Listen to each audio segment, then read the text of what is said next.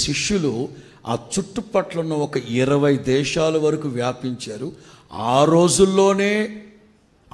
రోజుల్లోనే మొదటి శతాబ్దంలోనే తోమా మన భారతదేశానికి పంపించబడ్డారంటే మన భారతదేశం మీద నా దేవుని చల్లని చూపు ఉంది. ఈ భారతదేశం యొక్క ప్రగతి, ఈ భారతదేశం యొక్క ఆశీర్వాదం, ఈ భారతదేశం యొక్క ఔన్నత్యాన్ని గురించి 2 యుగాల ముందే, ఇంచుమించు 2 యుగాలకు ముందే దేవుడు సంకల్పించి తోమాని దేశానికి పంపించారు. దేవునికి మహిమ కలుగును గాక.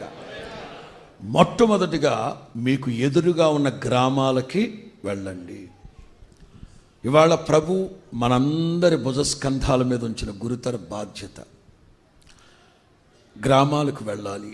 ప్రజలు కుడి ఎడమలకు వ్యత్యాసం తెలియకుండా ఉన్నారు. ప్రజలు పాపమేదో పుణ్యమేమిటో అర్థమో కావట్లేదు. ఇన్నోసెంట్ అందామా, మూఢత్వం అందామా అర్థం కాని పరిస్థితి. యోనాని సాక్షాత్తు దేవుడే నా మాటగా చెప్తాను వినండి.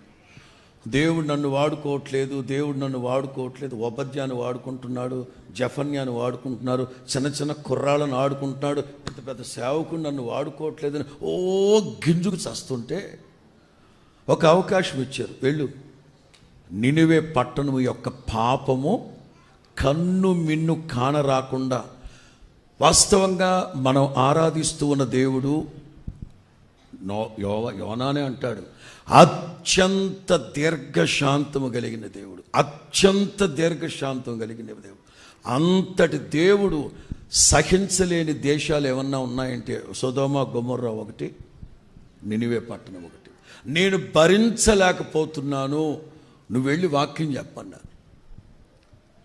చెప్పంటే ఒక అవకాశం వస్తే వెళ్ళి వాక్యం చెప్పకపోగా దైవ ఆలోచనల్ని, దైవ సంకల్పాన్ని పెడచెవిని పెట్టి ఎటో వెళ్ళిపోయాడు.